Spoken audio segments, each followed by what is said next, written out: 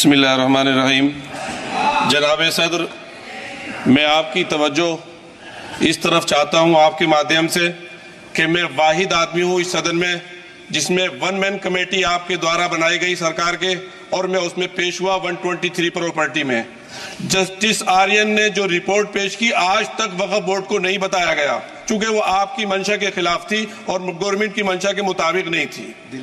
123 property में जब मंशा के खिलाफ हमारे नहीं आई, मंशा के मुताबिक नहीं आई, तो हमने 2 मैन कमेटी बनाई और 2 मैन कमेटी ने भी कोई रिपोर्ट वक्फ बोर्ड को नहीं दी, जबकि वक्फ एक्ट जो है 1995 जो है वो पार्लियामेंट से पास शुदा है कि हम पार्लियामेंट के जो एहतराम है उसका नहीं कर रहे, उसके हुकूक का। इसी तरह से सर सूबाई हुकूमतों को इख्तियार दिया गया। सर हिंदू एंडोमेंट में जो कर्नाटका और तमिलनाडु में है वहां कोई मुस्लिम नहीं हो सकता, और 26 में आर्टिकल 26 का वायोलेशन है। 4 धाम में ये लिखा हुआ वाज़े तौर पर कि सिर्फ हिंदू होगा। बिहार उड़ीसा में भी यही लिखा हुआ है। पंजाब हरियाणा में गुरुद्वारा प्रबंधन कमेटी में सिर्फ सिख होगा ओनली, और ये उनका अधिकार है जिसको माना गया है। लेकिन मुस्लिम के साथ में यह अन्याय क्यों है? और सुन लीजिए सर मैं आपकी तवज्जो के चाहता हूं, दुनिया का सबसे पहला वक्फ खाने काबा मक्के में है। क्या हम उसके ऊपर भी सवाल उठाएंगे कि वहां पर भी हमारा कोई हिंदू भाई हो? हम अपने वकार को, अपनी इज्जत को, अपने मुल्क की, अपने शान को, अपने संविधान को खुद अपने पैरों तले रौंद रहे हैं। और वक्फ एक मुसलमानों का मजहबी अमल है, एक मजहबी फरीजा है। इससे उनको महरूम कॉन्स्टिट्यूशन के जरिए से भी कोई ताकत नहीं कर सकती।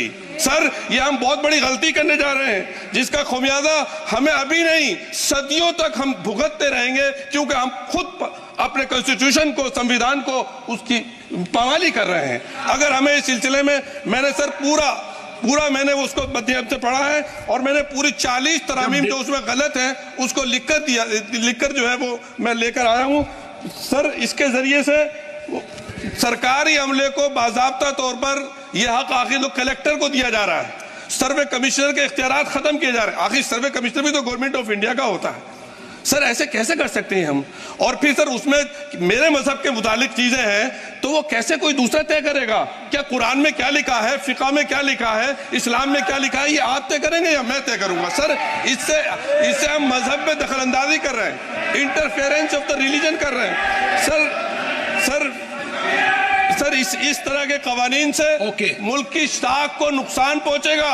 कॉन्स्टिट्यूशन की स्पिरिट हम खत्म कर देंगे, और अगर ये होगा तो कोई भी अकलियत, कोई भी माइनॉरिटी अपने आप को हिंदुस्तान में सेफ नहीं करेगी। पिछले दिनों सिखों के साथ भी ये हुआ और कुछ ईसाई भाइयों के साथ भी इस तरह के वाकयात हुए हैं, जिसकी वजह से सब लोग अपने आप को असहाय महसूस कर रहे हैं। 10 साल से जो मुल्क में माइनॉरिटीज के साथ, उनके हुकूक के साथ, उनके रिलीजन फ्रीडम के साथ जो खिलवाड़ किया जा रहा है, उससे रूह कांप जाती है। और ऐसा महसूस होता है कहीं ऐसा ना हो कि जनता इन हुकूक के लिए, कॉन्स्टिट्यूशन को बचाने के लिए दोबारा सड़कों पर आ जाएगी।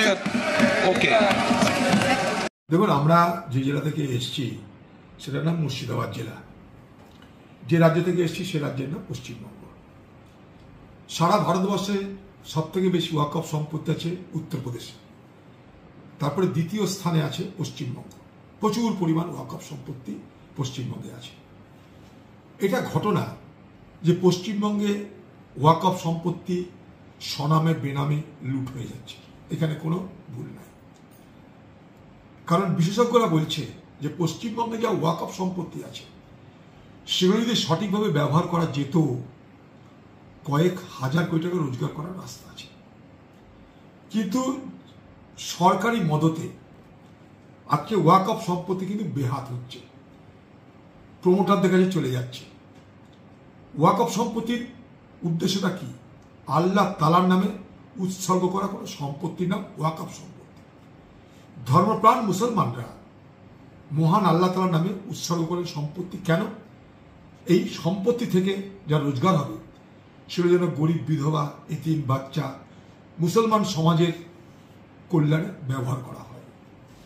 কিন্তু আজ সেগুলো মেরে করে খাবারও জায়গায় রূপান্তরিত হয়েছে এক বৃহৎ অংশে। এটা কোনো ভুল না ঘাটে, কিন্তু তবুও বলবো একটা ধর্মের এটা একটা আইডেন্টিটি। ওয়াকফ সম্পত্তিটা ধর্মের একটা আইডেন্টিটি, পরিচয়। ওয়াকফ হিন্দুদের হয় না, ওয়াকফ মুসলমানদেরই হয়। এটা যদি কেড়ে নেওয়া হয় এইভাবে, তাদেরকে সঙ্গে না নিয়ে, তাদের মতামতকে গ্রহণ না করে, তাহলে মুসলমান সমাজের মধ্যে এটা মনে হতে পারে যে তাদের পরিচয়টাকে কেড়ে নেওয়া হচ্ছে। কাউকে আঘাত দিয়ে আইন করার কি দরকার আছে? কালকে যদি সরকার বলে সব হিন্দুদের দেবতা সম্পত্তি আমরা দেখভাল করব, তাহলে হিন্দুদের বড় বড় ট্রাস্ট আছে, বড় বড় সম্পত্তি আছে, সেগুলো নিয়ে তো কথা উঠবে তখন। এগুলো একটা পরিচয়, ধর্মের পরিচয় একটা। ওয়াকফ একটা মুসলিম সমাজের, মুসলিম ধর্মটা আইডেন্টিটি। তো সেই জায়গাটায় মুসলিম সমাজের আস্থা অর্জন করে আমার মনে হয় করা দরকার।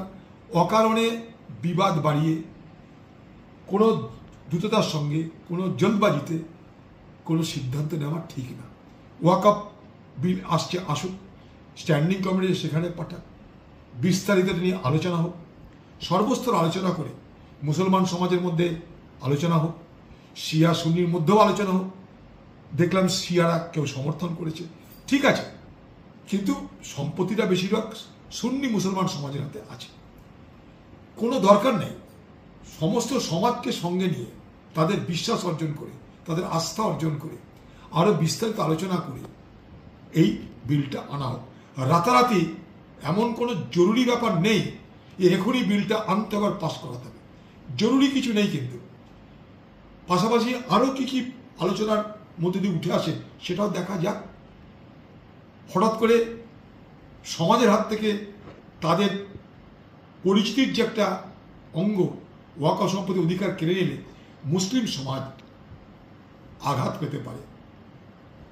কোনো ধর্মীয় সমাজকে আঘাত করে কিছু হোক, এটা কখনো আমি সমর্থন করতে পারি না। আগামী দিনে আমরা আবার একটা বৈঠক করতে চলেছি।